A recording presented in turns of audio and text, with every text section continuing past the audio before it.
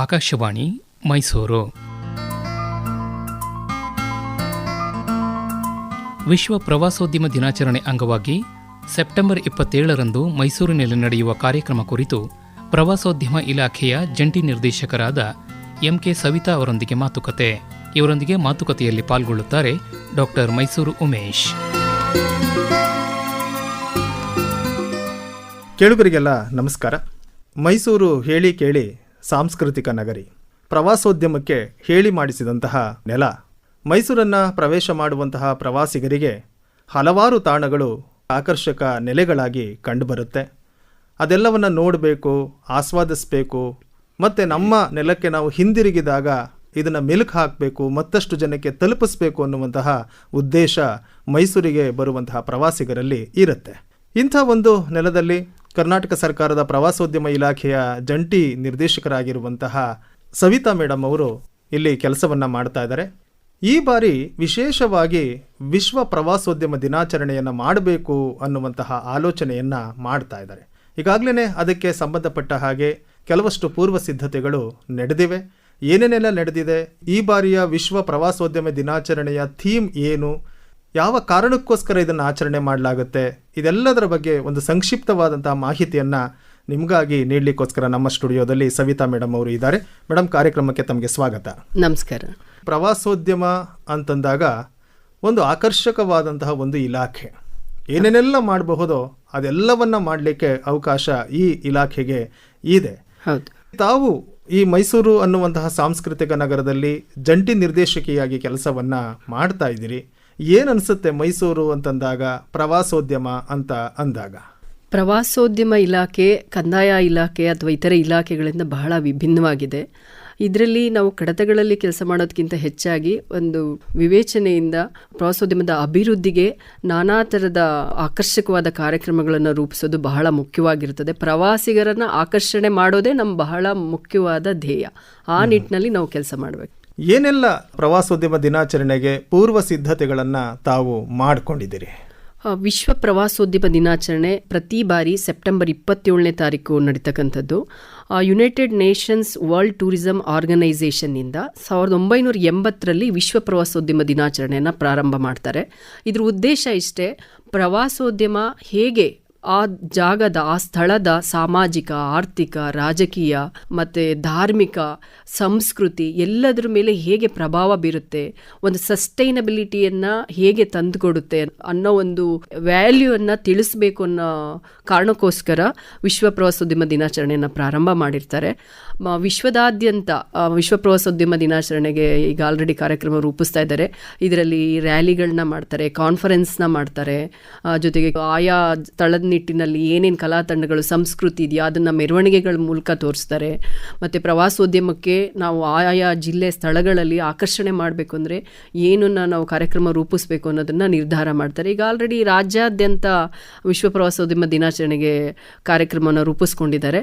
ಮೈಸೂರಿನಲ್ಲೂ ಸಹ ಇದೇ ಸೆಪ್ಟೆಂಬರ್ 27ಕ್ಕೆ ಬಹಳ ಅದ್ದೂರಿಯಾಗಿ ವಿಶ್ವ ಪ್ರವಾಸೋದ್ಯಮ ದಿನಾಚರಣೆಯನ್ನು ಈ ಸರಿ ಮಾಡಬೇಕು ಅಂತ ಇದ್ದೀವಿ. ಹೇಗೂ ನಮಗೆ ದಸರಾ ಮಂಚೂಣಿನಲ್ಲಿ ಇರೋದ್ರಿಂದ ಈ ವಿಶ್ವ ಪ್ರವಾಸೋದ್ಯಮ ದಿನಾಚರಣೆ ಜೊತೆಗೆ ನಾವು ಅದರ ಪ್ರಚಾರ ಕಾರ್ಯವನ್ನು ಪ್ರಾರಂಭ ಮಾಡಿ ದಸರೆಗೆ ಸಾಕಷ್ಟು ಜನರನ್ನು ಆಕರ್ಷಣೆ ಮಾಡಿ ಮೈಸೂರು ಪ್ರವಾಸೋದ್ಯಮದ ಅಭಿವೃದ್ಧಿಗೆ, ಮೈಸೂರು ಪ್ರವಾಸೋದ್ಯಮ ವೀಕ್ಷಣೆಗೆ ಹೆಚ್ಚೆಚ್ಚು ಪ್ರವಾಸಿಗರನ್ನ ಆಕರ್ಷಣೆ ಮಾಡಲಿಕ್ಕೋಸ್ಕರ ಈ ಕಾರ್ಯಕ್ರಮನ ರೂಪಿಸಿದ್ದೀವಿ.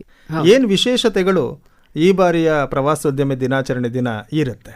ಮೈಸೂರು ಅಂದರೆ ನಮಗೆ ಜಂಬೂ ಸವಾರಿ ಬಹಳ ಆಕರ್ಷಣೀಯ. ಈಗಾಗಲೇ ಆನೆಗಳು ನಮ್ಮಲ್ಲಿ ಬೀಡ್ಬಿಟ್ಟಿದೆ ಅರಮನೆಯಲ್ಲಿ. ಅದೇ ಅರಮನೆ ಆವರಣದ ಆನೆಗಳನ್ನು ನಾವು ಕೋರ್ಕೊಂಡಿದ್ದೇವೆ. ದಸರಾ ಮಾದರಿಯಲ್ಲೇ ಪ್ರೊಸೆಷನನ್ನು ನಾವು ಚಾಲನೆ ಮಾಡಬೇಕಂತಿದ್ದೀವಿ. ಪ್ರವಾಸೋದ್ಯಮ ದಿನಾಚರಣೆ ಮೆರವಣಿಗೆನಲ್ಲಿ ವಿವಿಧ ಕಲಾ ತಂಡಗಳು ಮತ್ತು ಆನೆಗಳು, ಪ್ರವಾಸೋದ್ಯಮ ಶಾಖೆಯನ್ನು ಹೊಂದಿರತಕ್ಕಂಥ ಕಾಲೇಜುಗಳು, ವಿದ್ಯಾರ್ಥಿಗಳು, ಮತ್ತು ಈ ಸರಿ ಬಹಳ ಮುಖ್ಯವಾಗಿ ಪ್ರವಾಸೋದ್ಯಮ ದಿನಾಚರಣೆಯ ಧ್ಯೇಯ ವಾಕ್ಯ ಅಂತ ಹೇಳಿದ್ರೆ ಪ್ರವಾಸೋದ್ಯಮ ಮತ್ತು ಶಾಂತಿ ಅಂತ ಹೇಳಿ. ಪ್ರವಾಸೋದ್ಯಮ ಮತ್ತು ಶಾಂತಿ ಅನ್ನುವಾಗ ನಿಜವಾಗಿ ಅದು ಒಂದು ಒಳ್ಳೆ ಘೋಷವಾಕ್ಯ. ಇದು ಎಲ್ಲೇ ಹೋದ್ರೂ ಕೂಡ ಒಂದು ಪ್ರವಾಸೋದ್ಯಮಕ್ಕೆ ಹೋಗಬೇಕಾದ್ರೆ ಅದೆಷ್ಟು ಸೇಫ್ಟಿ ಇದೆ ಅಂತ ನೋಡ್ತೀವಿ.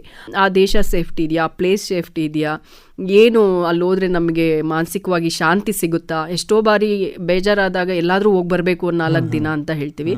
ಆ ರೀತಿ ಅದರಲ್ಲೂ ಮೈಸೂರು ಅಂದರೆ ಎಲ್ಲರೂ ಒಂದು ಪೀಸ್ಫುಲ್ಲಾಗಿ ಹೋಗಿ ಬರೋಣ ಅನ್ನೋ ಒಂದು ಆಕರ್ಷಣೀಯವಾದ ಪ್ರವಾಸೋದ್ಯಮ ಕೇಂದ್ರ. ಹಾಗಾಗಿ ಈ ಸರಿ ಶಾಂತಿಯುತವಾಗಿ ಯಾವುದೇ ಘರ್ಷಣೆ ಗಲಾಟೆಗಳಿಲ್ಲದೆ ದಸರಾ ಅಂತೂ ನೆರವೇರುತ್ತೆ. ಆ ಶಾಂತಿ ಸಂಕೇತವಾಗಿ ನಾವು ಸರ್ವ ಧರ್ಮಗಳ ಜನಾಂಗಗಳನ್ನ ಒಳಪಡಿಸಿದಂತೆ ನಾವು ಈ ಸರಿ ಮೆರವಣಿಗೆನ ರೂಪಿಸಿದ್ದೀವಿ. ಅದರಲ್ಲಿ ಎಲ್ಲರೂ ಕೂಡ ಶಾಂತಿ ಸಂಕೇತವಾಗಿ ಒಂದು ಬಿಳಿಯ ವಸ್ತ್ರಗಳನ್ನು ಪಾರಂಪರಿಕವಾಗಿ ಧರಿಸಿ ಪ್ರೊಸೆಷನ್ ಉದ್ದಕ್ಕೂ ಸಹ ಶಾಂತಿಯ ಸಂಕೇತದ ವಾಕ್ಯಗಳನ್ನು ಮಕ್ಕಳ ಕೈಲಿ, ವಿದ್ಯಾರ್ಥಿಗಳ ಕೈಲಿ ಹೇಳಿಸೋದ್ರ ಮೂಲಕ ಸನ್ಮಾನ್ಯ ಶ್ರೀಮಾನ್ಯ ಮುಖ್ಯಮಂತ್ರಿಗಳು ಮತ್ತು ಜಿಲ್ಲಾ ಉಸ್ತುವಾರಿ ಸಚಿವರು ಭಾಗಿಯಾಗೋದ್ರ ಮೂಲಕ ಮೆರವಣಿಗೆಗೆ ಚಾಲನೆ ಕೊಡಲಿಕ್ಕೆ ಕಾರ್ಯಕ್ರಮವನ್ನು ರೂಪಿಸ್ಕೊಂಡಿದ್ದೀವಿ. ಮೆರವಣಿಗೆ ಅಂತ ಹೇಳಿದ್ರಿ, ಅಲ್ಲಿ ಸರ್ವಧರ್ಮ ಸಮನ್ವಯತೆ ಇರಬೇಕು, ಸರ್ವ ಜನಾಂಗದ ಶಾಂತಿಯ ತೋಟವಾಗಿ ವ್ಯವಸ್ಥೆ ನಿರ್ಮಾಣ ಆಗಬೇಕು ಅನ್ನುವಂತಹ ಉದ್ದೇಶದಿಂದ ಶಾಂತಿ ಅನ್ನುವಂತಹ ಪರಿಕಲ್ಪನೆಯಲ್ಲಿ ಈ ಬಾರಿಯ ಪ್ರವಾಸೋದ್ಯಮ ದಿನಾಚರಣೆ ನಡೀತಾ ಇದೆ. ಮೆರವಣಿಗೆ ಹೇಳಿದ್ರಿ, ಅರಮನೆಯಿಂದ ಪ್ರಾರಂಭವಾಗಿ ಎಲ್ಲಿಗೆ ಅದು ತಲುಪುತ್ತೆ ಮತ್ತೆ ವಾಪಸ್ಸು ಹಾಗೇನೆ ಬರುತ್ತಾ, ಹೇಗೆ ಅದು? ಪ್ರವಾಸೋದ್ಯಮ ಅಂದಾಗ ಮೈಸೂರಿನ ಎಲ್ಲ ನೇರ ಪಾಲುದಾರರು ಅಂದರೆ ಟೂರ್ಸ್, ಟ್ರಾವೆಲ್ಸ್, ಹೋಟೆಲ್ ಎಲ್ಲ ಸಂಘ ಸಂಸ್ಥೆಗಳು ನಮ್ಮ ಜೊತೆ ಸಹಯೋಗದಲ್ಲಿದ್ದಾರೆ.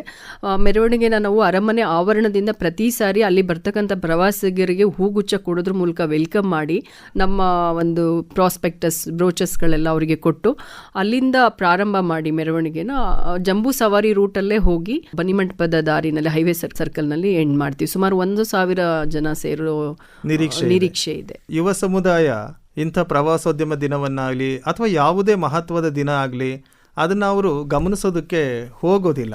ಯಾಕೆ ಅಂತಂದ್ರೆ ಅವರವರದೇ ಆದಂಥ ಒಂದು ಲೋಕದಲ್ಲಿ ಇರ್ತಾರೆ.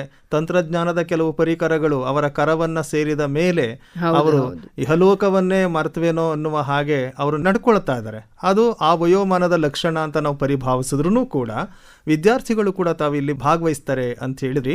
ವಿದ್ಯಾರ್ಥಿಗಳಿಗೆ ಏನಾದರೂ ವಿಶೇಷವಾಗಿ ಆ ತಂತ್ರಜ್ಞಾನವನ್ನೇ ಬಳಸ್ಕೊಂಡು ಪ್ರವಾಸೋದ್ಯಮ ದಿನಾಚರಣೆಯ ಒಳಗಡೆ ಪಾಲ್ಗೊಳ್ಳಬಹುದು ಅನ್ನುವಂಥ ಯಾವುದಾದರೂ ಒಂದು ಕ್ರಮವನ್ನ ಅಥವಾ ಒಂದು ವಿಚಾರವನ್ನ ಅವರಿಗೆ ಮನದಟ್ಟು ಮಾಡಿದ್ದೀರಾ? ಖಂಡಿತ.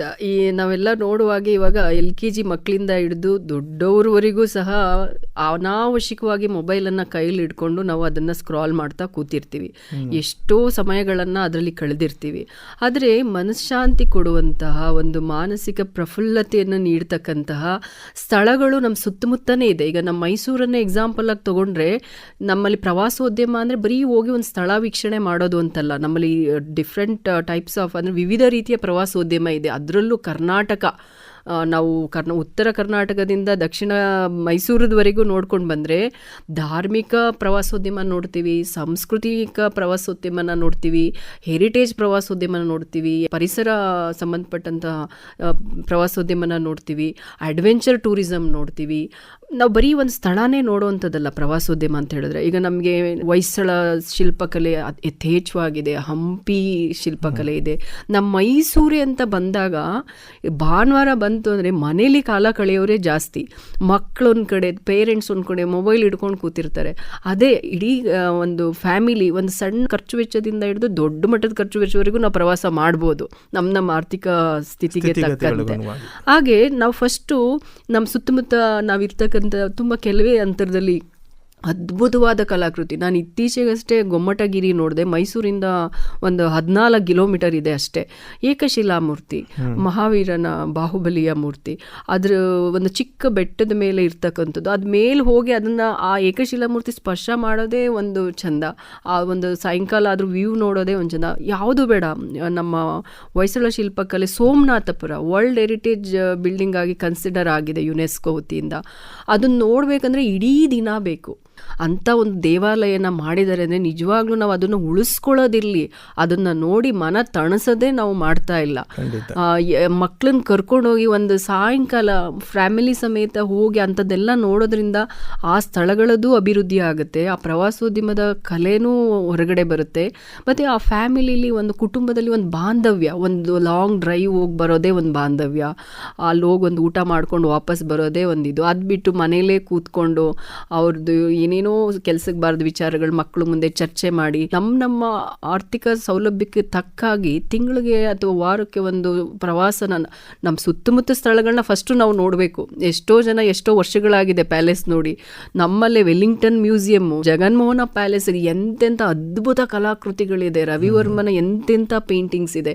ನಿಜವಾಗ್ಲೂ ಮನುಷ್ಯ ಕೈಯಿಂದ ಇದನ್ನು ಬರೆಯೋಕ್ಕೆ ಸಾಧ್ಯನ? ಒಂದು ಕುಂಚ ಯೂಸ್ ಮಾಡಿ ಇಷ್ಟರ ಮಟ್ಟಿಗೆ ಆ ಭಾವ ತುಂಬಿ ವರ್ಣಚಿತ್ರಗಳು ಪುಸ್ತಕಗಳನ್ನ ಬರೆಯೋಕ್ಕೆ ಸಾಧ್ಯನಾ ಅನ್ನುವಷ್ಟು ಬೆರಗು ನಮ್ಮ ಮೈಸೂರುಗಳಲ್ಲಿರ್ತಕ್ಕಂಥ ಕಲಾಕೃತಿಗಳನ್ನು ನೋಡೋಕೆ ಒಂದೊಂದು ದಿನ ಬೇಕು. ಹಾಗಾಗಿ ನಾವು ಪ್ರವಾಸೋದ್ಯಮಕ್ಕೆ ಒತ್ತು ಕೊಡಬೇಕು. ನಾವು ಈ ಪ್ರವಾಸೋದ್ಯಮ ದಿನಾಚರಣೆ ದಿನ ಏನು ಮಾಡಿದ್ದೀವಿ ಅಂದರೆ, ಯುವಕರು ಈ ಪ್ರೊಸೆಷನನ್ನು ನೋಡಿ ಆ ಶಾಂತಿ ಮತ್ತು ಪ್ರವಾಸೋದ್ಯಮಕ್ಕೆ ತಕ್ಕಂತೆ ಅದನ್ನು ಕ್ಯಾಪ್ಚರ್ ಮಾಡಿ ಅವರವರ ರೀಲ್ಸ್ಗಳಲ್ಲಿ ಒಂದು ಹಾಕಿದರೆ, ನಮ್ಮದು visit_ ಮೈಸೂರು ಅಂತ ಒಂದು ಇನ್ಸ್ಟಾ ಪೇಜ್ ಇದೆ. ಮತ್ತು ಆವತ್ತೊಂದು ದಿನ ನಾವು ವೆಬ್ಸೈಟ್ ಕೂಡ ಮಾಡ್ತಾ ಇದ್ದೀವಿ. ವೆಬ್ಸೈಟ್ ವಿಳಾಸ ಇನ್ನೇನು ಪತ್ರಿಕೆಯಲ್ಲಿ ಪ್ರಕಟ ಮಾಡ್ತೀವಿ. ಸೊ ಅದರಲ್ಲಿ visit_ ಮೈಸೂರು ಅನ್ನೋ ಇನ್ಸ್ಟಾ ಪೇಜಲ್ಲಿ ಅಪ್ಲೋಡ್ ಮಾಡಿದ್ದೆ. ಆದರೆ ನಾವು ಅಕ್ಟೋಬರ್ 5 ಒಳಗಡೆ ಯಾರೆಲ್ಲ ಒಳ್ಳೆ ಕಂಟೆಂಟ್ ಮಾಡಿ ಒಳ್ಳೆ ರೀಲ್ಸನ್ನು ಮಾಡಿ ಹಾಕ್ತಾರೆ ಪ್ರವಾಸೋದ್ಯಮ ದಿನಾಚರಣೆ ಅಂಗವಾಗಿ ಮೈಸೂರು ಪ್ರವಾಸೋದ್ಯಮದ ಬಗ್ಗೆ ಹೇಳಿ, 30-60 ಸೆಕೆಂಡ್ ಅಷ್ಟೇ ಇರಬೇಕು ರೀಲ್ಸು. ಅದನ್ನು ಅತಿ ಹೆಚ್ಚು ವ್ಯೂ ಮಾಡಿರೋ ಅಂಥದ್ದು ಯಾವುದು ಬಂದಿದೆ ರೀಲ್, ಅದ್ರ ಜೊತೆಗೆ ಕಂಟೆಂಟ್ ಯಾವುದು ಚೆನ್ನಾಗಿದೆ ಅನ್ನೋದ್ರಲ್ಲಿ 2-3 ಬಹುಮಾನಗಳನ್ನ ಅಕ್ಟೋಬರ್ 5 ಸಾಂಸ್ಕೃತಿಕ ವೇದಿಕೆ ಅರಮನೆಯಲ್ಲಿ ಅವರಿಗೆ ಸೂಕ್ತ ಬಹುಮಾನವನ್ನು ನೀಡಬೇಕಂತ ನಿರ್ಧಾರ ಮಾಡಿದ್ದೀವಿ. ಏನಾದರೂ ವಿಶೇಷವಾಗಿ ಮನರಂಜನಾ ಕಾರ್ಯಕ್ರಮಗಳು ಇದೆಯಾ? ಅದ್ಭುತವಾದ ಕಲಾ ತಂಡಗಳು ಪ್ರೊಸೆಷನಲ್ಲಿ ಬರ್ತಾ ಇದೆ. ಜೊತೆಗೆ ನಮ್ಮದು ಅಮ್ಮು ಗಜ್ಜು ಅನ್ನೋ ಮ್ಯಾಸ್ಕಾಟ್ಸ್ಗಳು ಬಹಳ ತುಂಬ ಸೆಲ್ಫಿಗೆ ಮಕ್ಕಳಿಗೆ ತುಂಬ ಚೆನ್ನಾಗಿ ಅಟ್ರಾಕ್ಟಿವ್ ಆಗಿದೆ. ಈಗಷ್ಟೇ ನಾವು ಡಿಸ್ಕವರ್ ಮೈಸೂರು ಅನ್ನೋ ಬ್ಲಾಗರ್ಸ್ ಮೀಟಲ್ಲಿ ಲಾಂಚ್ ಮಾಡಿದ್ವಿ ಅದನ್ನು. ಜೊತೆಗೆ ಎಲ್ಲ ಕಲಾ ತಂಡಗಳು, ಆನೆಗಳಿರುತ್ತೆ, ಮತ್ತು ಮೌಂಟೆಡ್ ಆರ್ಸ್ ಪೊಲೀಸ್ ಇರುತ್ತೆ, ಶಾಲಾ ಮಕ್ಕಳಿರ್ತದೆ, ಮತ್ತು ಯಾರೆಲ್ಲ ಭಾಗವಹಿಸಲು ಇಚ್ಛೆ ಇರುವಂಥವ್ರು ಸ್ವಲ್ಪ ವೈಟ್ ಡ್ರೆಸ್ನಲ್ಲಿ ಪಾರಂಪರಿಕ ಉಡುಗೆ ತೊಡುಗೆಗೂ ನಾವು ಎಲ್ಲರಿಗೂ ರಿಕ್ವೆಸ್ಟ್ ಮಾಡಿದ್ದೀವಿ. ಶಲ್ಯ ಪಂಚೆ ಆ ಥರ ಹಾಕ್ಕೊಂಡು ಬರೋವಂಥದ್ದು, ಮತ್ತು ಒಳ್ಳೆ ಹೆಣ್ಮಕ್ಳು ಕೇರಳ ಡ್ರೆಸ್ಸಲ್ಲಿ ಬರೋವಂಥದ್ದು.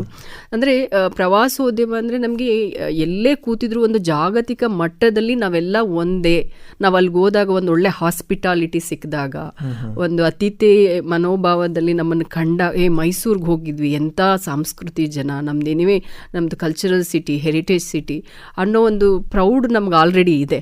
ಹಾಗಾಗಿ ಅತಿಥಿ ದೇವೋಭವ ಅಂಥೇಳಿ ಟೂರಿಸ್ಟ್ ಬಂದಾಗ ನಾವು ಎಲ್ಲರೂ ಕೂಡ ಅವರಿಗೆ ಒಂದು ಮಾರ್ಗದರ್ಶನಗಳನ್ನು ನೀಡೋದಾಗಲಿ, ಮಾಹಿತಿಯನ್ನು ನೀಡೋದಾಗಲಿ, ಒಂದು ಹೋಟೆಲಿಗೆ ಹೋದಾಗ ಒಂದು ಸಂಸ್ಕಾರವನ್ನು ತೋರಿಸೋದಾಗಲಿ, ನಮ್ಮ ಮೈಸೂರಿನ ಒಂದು ಸಂಸ್ಕೃತಿ ಅಥವಾ ನಮ್ಮದೊಂದು ವಿಶಾಲ ಮನೋಹೃದಯವನ್ನು ತೋರಿಸೋದ್ರ ಮೂಲಕ ನಾವು ಜಾಗತಿಕ ಮಟ್ಟದಲ್ಲಿ ಗುರುತಿಸ್ಕೋಬೋದು. ಪ್ರವಾಸೋದ್ಯಮ ಅಂದರೆ ಅಷ್ಟು ಬಹಳ ಪ್ರಮುಖವಾದ ಇಲಾಖೆ. ಇದರಲ್ಲಿ ಮಾಡೋಕ್ಕೆ ತುಂಬ ವ್ಯಾಪ್ತಿಯಾದಂಥ ಕೆಲಸ ಕಾರ್ಯಗಳನ್ನು ನಾನು ನೋಡ್ತಾ ಇದ್ದೀನಿ. ದಸರಾಕ್ಕೆ ಮುನ್ನುಡಿಯ ಹಾಗೆ ಈ ಕಾರ್ಯಕ್ರಮ ನಡೆಯುತ್ತೆ. ಇದೇ ತಿಂಗಳ 27ನೇ ತಾರೀಕು. ಹೌದು, ಪ್ರವಾಸೋದ್ಯಮ ದಿನಾಚರಣೆಯ ದಿನವೇ ಏನಾದರೂ ಅಕ್ಕಪಕ್ಕ ಇರುವಂತಹ ಪ್ರವಾಸಿ ತಾಣಗಳನ್ನು ಭೇಟಿ ನೀಡೋದಕ್ಕೆ ಏನಾದರೂ ಅವಕಾಶಗಳು ಇವೆಯಾ? ನಾನು ಎಲ್ಲರಿಗೂ ರಿಕ್ವೆಸ್ಟ್ ಮಾಡ್ತೀನಿ, ಆವತ್ತಿಗೆ ನಾವು ಈಗಾಗಲೇ ಅರಮನೆ ಮಂಡಳಿಯ ಉಪನಿರ್ದೇಶಕರನ್ನು ಕೋರ್ಕೊಂಡಿದ್ದೀವಿ. ವಿಶ್ವ ಪ್ರವಾಸೋದ್ಯಮ ದಿನಾಚರಣೆ ಅಂಗವಾಗಿ ಲೈಟಿಂಗ್ಸನ್ನು ವಿಶೇಷವಾಗಿ ಅವತ್ತು 7-8 ಗಂಟೆವರೆಗೆ ಕೊಡಬೇಕಂತ ಕೇಳಿದ್ದೀವಿ. ವೀಕೆಂಡಲ್ಲಿ ಮಾತ್ರ ಇರ್ತಾ ಇತ್ತು, ಶುಕ್ರವಾರ ಬೀಳುತ್ತೆ ಅವತ್ತು ಕೂಡ ಲೈಟಿಂಗ್ಸ್ ಇದೆ. ಪ್ಯಾಲೇಸನ್ನು ವಿಸಿಟ್ ಮಾಡ್ಬೋದು. ವಿಶ್ವ ಪ್ರವಾಸೋದ್ಯಮ ದಿನಾಚರಣೆ ದಿನ ಮೈಸೂರೊಳಗೇನೆ ಸುತ್ತಮುತ್ತನೇ ಸಾಕಷ್ಟು ಪ್ರವಾಸಿ ಕೇಂದ್ರಗಳಿದ್ದಾವೆ. ಅದನ್ನು ಸೆಲೆಕ್ಟ್ ಮಾಡಿಕೊಂಡು ದಯವಿಟ್ಟು ತೋರಿಸಿ, ಸುತ್ತಮುತ್ತಲಿರ್ತಕ್ಕಂಥ ಒಂದು ಶಿಲ್ಪಕಲೆನ ತೋರಿಸಿ ಮಕ್ಕಳಿಗೆ ಅಂತ ಕೋರ್ಕೋತೇನೆ ಎಲ್ಲರಿಗೂ. ಮಕ್ಕಳಲ್ಲಿ ಈ ರೀತಿಯ ನೋಡುವ, ಕಲಿಯುವ ಆಲೋಚನೆಯನ್ನು ಬಿತ್ತುವ ನೆಲೆಯಲ್ಲಿ ಪ್ರವಾಸೋದ್ಯಮ ದಿನಾಚರಣೆ ಆಗ್ತಾ ಇದೆ. ಯಾಕೆ ಅಂದರೆ ಯಾವುದನ್ನು ನೋಡಬೇಕು, ಯಾವುದನ್ನು ನೋಡಬಾರ್ದು, ಯಾವುದನ್ನು ಕಲಿಬೇಕು, ಯಾವುದನ್ನು ಕಲಿಬಾರ್ದು ಅನ್ನುವ ಈ ಗೊಂದಲದಲ್ಲೇ ಕೆಲವು ಯುವಕರು ಇರ್ತಾರೆ.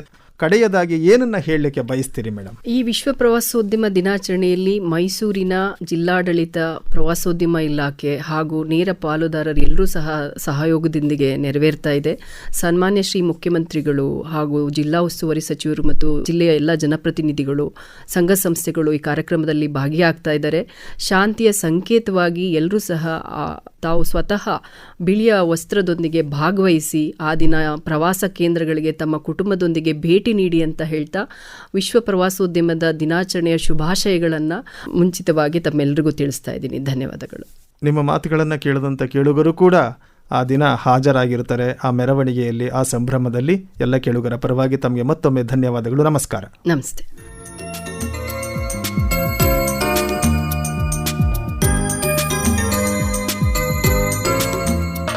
ಪ್ರವಾಸೋದ್ಯಮ ದಿನಾಚರಣೆ ಅಂಗವಾಗಿ ಸೆಪ್ಟೆಂಬರ್ 27ರಂದು ಮೈಸೂರಿನಲ್ಲಿ ನಡೆಯುವ ಕಾರ್ಯಕ್ರಮ ಕುರಿತು ಪ್ರವಾಸೋದ್ಯಮ ಇಲಾಖೆಯ ಜಂಟಿ ನಿರ್ದೇಶಕರಾದ MK ಸವಿತಾ ಅವರೊಂದಿಗಿನ ಮಾತುಕತೆಯನ್ನು ಕೇಳಿದಿರಿ. ಇವರೊಂದಿಗೆ ಮಾತುಕತೆಯಲ್ಲಿ ಪಾಲ್ಗೊಂಡಿದ್ದವರು ಡಾಕ್ಟರ್ ಮೈಸೂರು ಉಮೇಶ್.